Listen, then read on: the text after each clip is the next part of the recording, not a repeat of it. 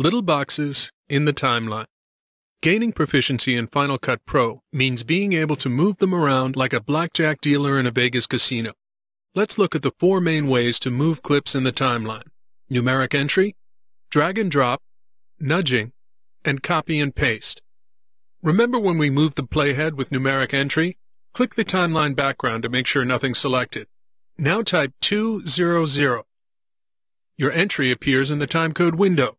Now hit return. The playhead jumps to 2 seconds. Select the last clip in the sequence.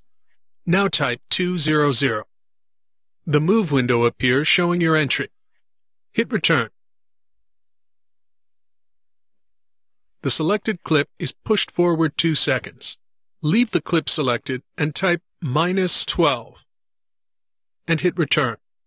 The clip jumps backwards half a second in this 24 frames per second sequence. And remember, as we try these techniques on single clips, they'll work with selections of multiple clips as well. When you move your mouse over a selected clip, the pointer changes to a move cursor. Click and drag right, but don't release the mouse. A tooltip appears telling how far you're moving in minutes, seconds, and frames. Now drag it left. When you cross the original in point, the tooltip number is negative.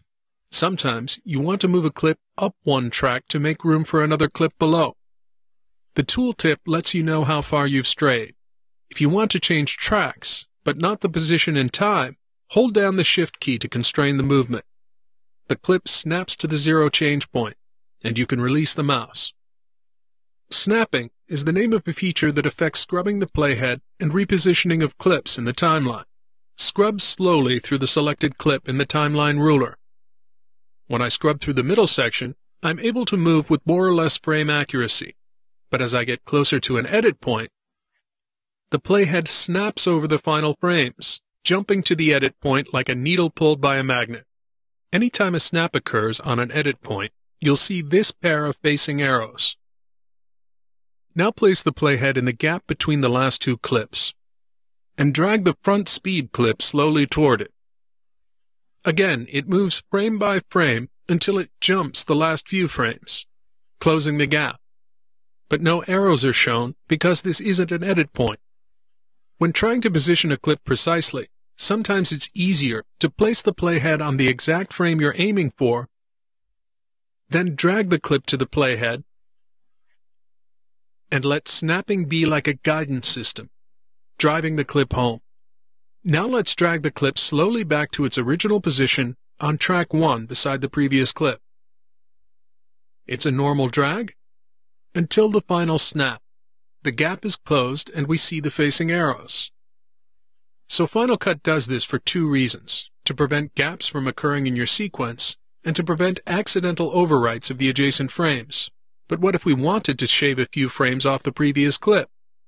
When you drag one clip on top of the other, Final Cut defaults with an overwrite, but snapping makes it impossible to position the clip accurately at the clip boundaries.